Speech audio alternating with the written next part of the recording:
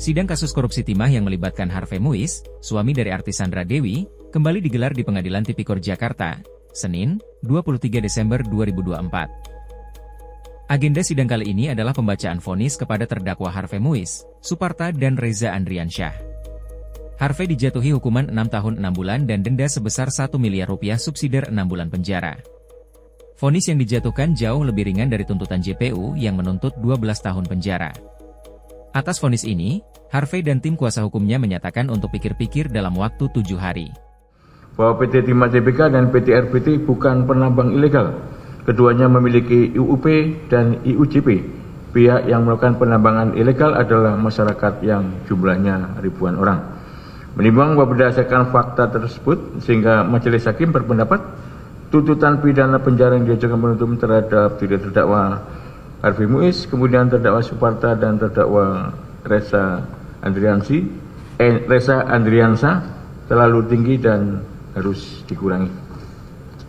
Kemudian mengenai tadi pasal yang sudah dipertimbangkan, kita sudah sebutkan, tadi dibacakan oleh anggota. Selanjutnya, silakan berdiri terdakwa Harvey Muiz saja.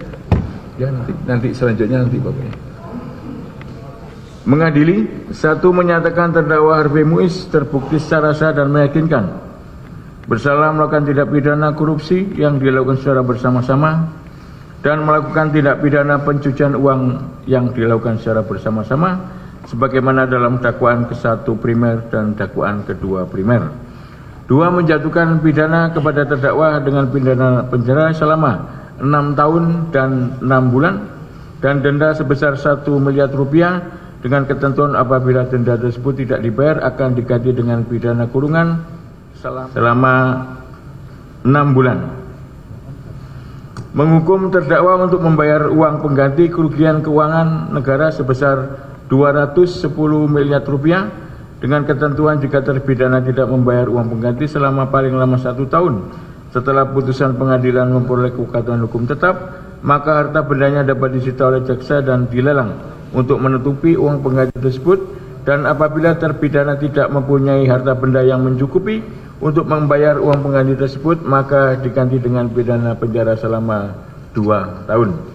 Ya, sesuai dengan yang sudah disampaikan ke Majelis Hakim, bahwa memang putusan ini yang pasti adalah putusan ini belum memberikan rasa kepuasan kepada kami selaku penasihat hukum, tapi yang pasti kami harus berdiskusi lebih jauh dengan para klien kami.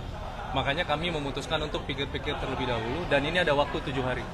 Jadi kita akan lihat kira-kira upaya hukumnya seperti apa, langkahnya seperti apa. Karena yang perlu kami garis bawahi adalah, balik lagi, ya, pertama adalah salinan putusannya juga kami belum terima, jadi kami harus mengetahui apa yang menjadi dasar pertimbangan sehingga amar putusannya seperti yang tadi telah dibacakan oleh Majelis Hakim. Namun yang pasti ada satu poin yang kami tangkap bahwa PT RBT bukanlah penambang ilegal.